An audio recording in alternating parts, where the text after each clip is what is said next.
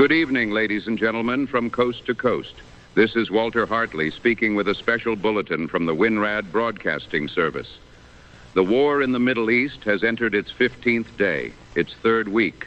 The United States has bombed Iran's crown jewel. All 6 crew members from a downed American aircraft are confirmed dead, and 2,200 Marines are headed to the Middle East. We take you first to our Washington correspondent, Edward James Whitmore. Edward? Thank you, Walter. Good evening, America. Late last night, President Trump announced that at his direction, United States Central Command executed what he called one of the most powerful bombing raids in the history of the Middle East, striking every military target on Iran's Kharg Island. Kharg Island is a 5-mile stretch of land off the Iranian coast through which approximately 90% of Iran's crude oil exports pass. The president said the oil infrastructure on the island was deliberately spared, for now, but he warned that if Iran continues to block ships from passing through the Strait of Hormuz, the oil facilities will be next. Iran's parliament speaker responded by warning that Tehran would abandon all restraint and carry out helicopter assaults on American bases to capture American troops if the United States attempts to seize the island. The IRGC declared American facilities in the UAE to be legitimate targets in retaliation. All 6 crew members aboard a United States KC-135 refueling aircraft that went down in western Iraq on Thursday have now been confirmed dead. Central Command says the crash was not caused by hostile or friendly fire, but involved a second American tanker aircraft. The plane was not equipped with ejection systems or parachutes. 3 of the 6 were from Ohio. The total number of American military deaths in this conflict now stands at least 16. Meanwhile, the Pentagon is deploying a Marine Expeditionary Unit of 2,200 Marines aboard 3 Navy amphibious warships to the Middle East. Officials say the deployment does not necessarily mean ground forces will be used inside Iran, but it provides amphibious, land, and aviation capabilities. And the Army has deployed nearly 10,000 AI-powered drones called Merops to the Middle East, developed by a defense venture backed by former Google chief executive Eric Schmidt, designed to hunt and destroy enemy drones. The president posted on Truth Social overnight that Iran is totally defeated and wants a deal, but not one he would accept. He urged the Iranian military to lay down their arms and save what is left of their country. He also told reporters that tanker crews should go through the Strait of Hormuz and show some guts, and said Navy escorts for oil tankers would happen soon.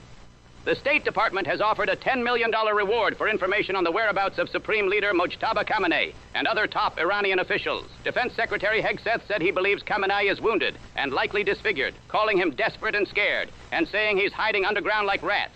Vice President Vance confirmed Khamenei is hurt, but said it is unclear whether the United States is responsible. Oil prices ended the week with Brent crude up over 41% since the war began. American crude is up 47%. Back to you, Walter. Thank you, Edward. We go now to our Foreign Affairs correspondent, Theodore Charles Bennett. Theodore? Thank you, Walter. Explosions rocked cities across Iran this morning, including Bandar Abbas, Tabriz, Urmia, and Qeshm Island, with witnesses describing drone activity and air defense fire over Tehran. In Tabriz alone, between 7 and 8 explosions were heard in the early morning, striking a diesel engine factory, a steel plant, and a ball-bearing manufacturing facility. Israel's Air Force says it struck more than 200 targets in western and central Iran over the past day, including ballistic missile launchers, air defense systems, weapons manufacturing sites, and an underground facility used to produce and store ballistic missiles. Hegseth says Iran's missile volume is now down 90% from the start of the war, and drone volume is down 95%. Yesterday in Tehran, explosions struck near a massive Quds Day rally attended by tens of thousands, including National Security Chief Ali Larijani, President Pezeshkian, and Foreign Minister Araghchi.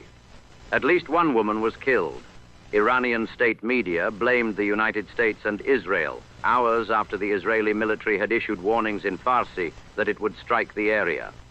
Iran's Revolutionary Guard said it launched missiles and drones at Israel in coordination with Hezbollah as part of the annual Quds Day observance.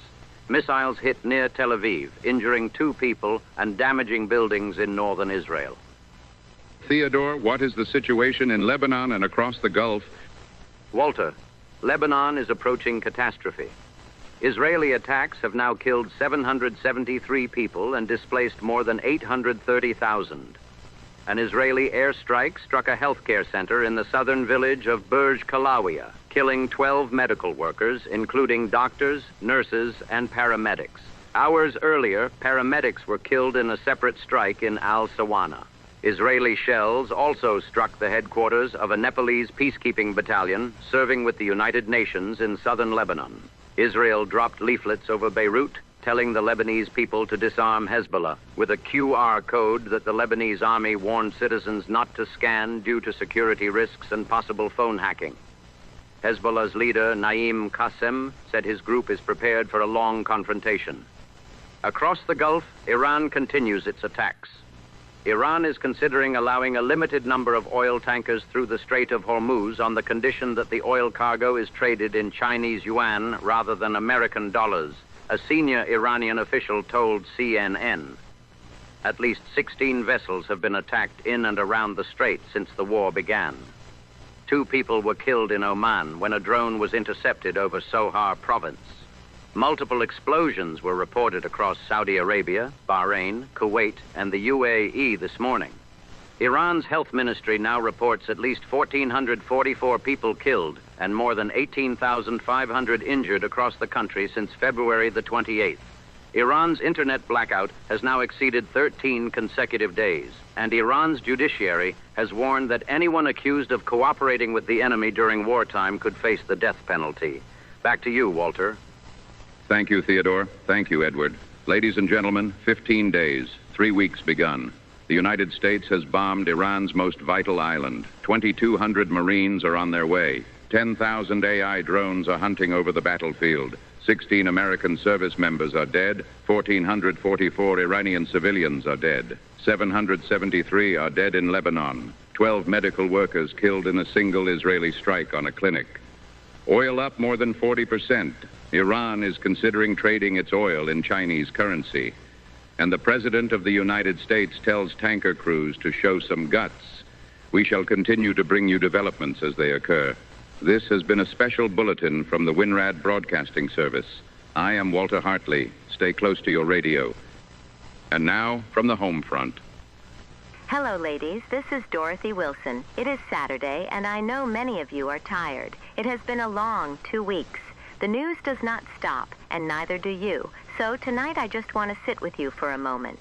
Tomorrow is Sunday, and whatever that means to you, whether it is church or a quiet morning with coffee or just sleeping in a little longer than usual, I hope you take it. I hope you rest, and I hope somebody makes you breakfast for a change. If not, well, here is something simple. Sunday morning pancakes, 1 cup of flour, 1 tablespoon of sugar, 1 teaspoon of baking powder, half a teaspoon of salt, 1 egg, 3/4 of a cup of milk, and 2 tablespoons of melted butter. Mix the dry ingredients together. Beat the egg with the milk and butter. Then pour it into the dry and stir it just until it comes together. Lumpy is fine. Lumpy is good, actually. Heat a skillet or griddle over medium heat with a little butter. Pour about 1/4 cup of batter for each pancake. Wait until you see bubbles on the surface and the edges start to look set. Then flip. 1 more minute on the other side. That is it. Serve them with whatever you have. Butter and syrup. A little jam. Some sliced fruit if you have it. Or just plain with a dusting of powdered sugar and a cup of something warm. Tomorrow morning, be kind to yourself. You have earned it. Good night and God bless.